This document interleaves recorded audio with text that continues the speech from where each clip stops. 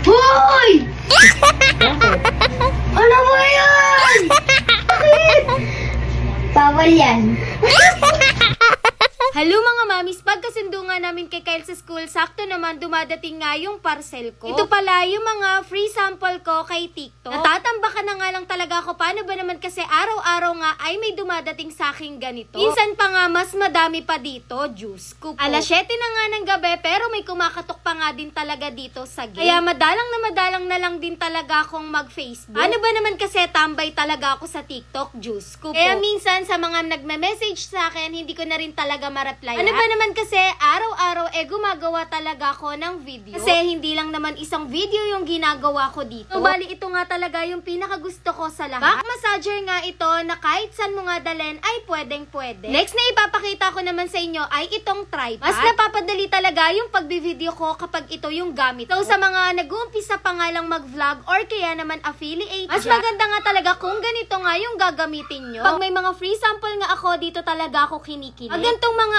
item, yung mga binibigay nila sa akin, alis lahat nga talaga ng mga gamit namin ay galing na nga dito kay TikTok. Hindi ko nga talaga akalain na magaganda din pala yung top dito sa TikTok. Dahil pag online, hindi naman talaga ako madalas napapabili. Ang gusto ko kasi bumibili talaga sa store o kaya yung nakikita ko talaga. Pero ito, gulat na gulat ako, paano ba naman kasi sobrang gaganda talaga nito. Hindi nga lang yon dahil cotton nga din tong mga to. Kahit saan mo nga sila iterno, pwedeng-pwede at maganda talagang tignan. Dalas nga kapag gumagawa ako ng video, katabi ko nga talaga sila. Lalo na nga kapag mga top or kaya naman short. Harang nga sa camera yon at kung ano-ano yung sasabihin. Kaya naman minsan talaga gusto ko lang yung ako yung mag-isa. Ano ba naman kasi bigla-bigla na nga lang talagang nagsasalita at napapatagal nga talaga ako sa pagbe-video ko. Bali yung top and pants nga nito ay sobrang ganda talaga at favorite ko nga talagang sinusuot. Hindi rin talaga ako mahilig sa mga oversize pero yung free sample sa akin na binigay nagustuhan ko naman talaga siya. Ano ba naman kasi hindi manipis at hindi siya makapal. Sabi ko naman sa inyo, lahat ng mga sinusuot ko ay galing lang dito kay TikTok. Mula sa top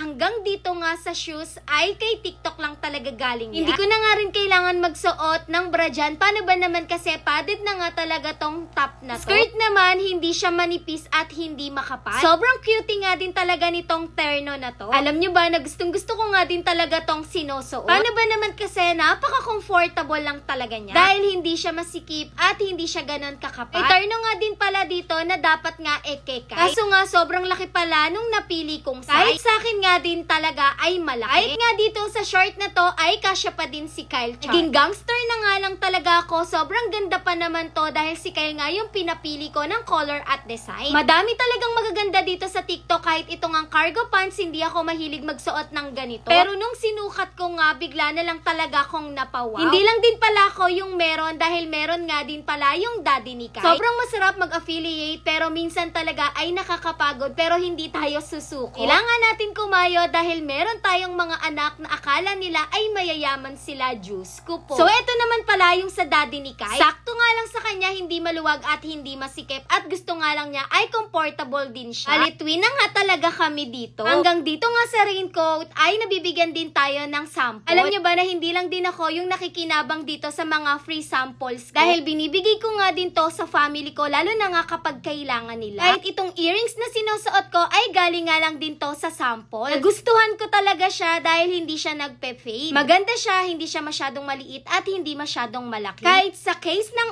iPad ko, dito lang din talaga galing yan. Bago na nga rin pala yung case ni Kyle at galing lang din to sa samples namin. Sakto nga at luma na din talaga yung case ng iPad ni Kyle. Ang gaganda din pala ng mga design ng mga case kay TikTok. Hindi lang yon dahil safe din talaga yung mga phone natin. Ang ganda nga din pala nitong tablet stand holder. Bagay na bagay nga talaga to sa mga bagets natin. Flex nga din daw sa inyo ni Kyle itong shades na galing kay TikTok. Mura lang to guys and sobrang ganda talaga niya. Dalas nga wala sa oras yung paggawa ko talaga ng content. Bigla na nga lang talaga akong nagka-camping yan sa labas ng bahay, Diyos ko. Sa mga slippers at sa mga shoes nga ay galing lang din lahat ng sinusuot namin dito sa samples namin. Hindi nga lang talaga ako madalas yung binibigyan nila dahil si Kyle pati na nga rin yung daddy ni Kyle. Ang gaganda naman kasi talaga ng mga quality nito. Hanggang dun nga lang muna ang kaya ng hour ko. Nandun na nga muna namin si Kyle sa school at diretso nga siya dito sa court. Lalaro muna nga daw siya talaga ng isang game. Nung kinabukasan naman, ready na nga talaga ulit akong gumawa ng content. Bali, ang ganda nga nito dahil nalulusaw daw nito yung mga taba natin sa tiyan or pwede din daw sa braso. Sunod-sunod na nga din talaga yung mga pampapayat na pinapadala sa akin ni TikTok. Minsan, pinagpapahinga na nga din ako ng daddy ni Kyle at siya na nga din talaga ang gumagawa ng content. Bigla na nga lang din talaga akong na-shook dito. Paano ba naman kasi diaper at itong pang baby nga talaga ang pinadala sa akin. Gusto na nga din talaga siguro ni TikTok na mag-baby number 2 na kami, Diyos ko po.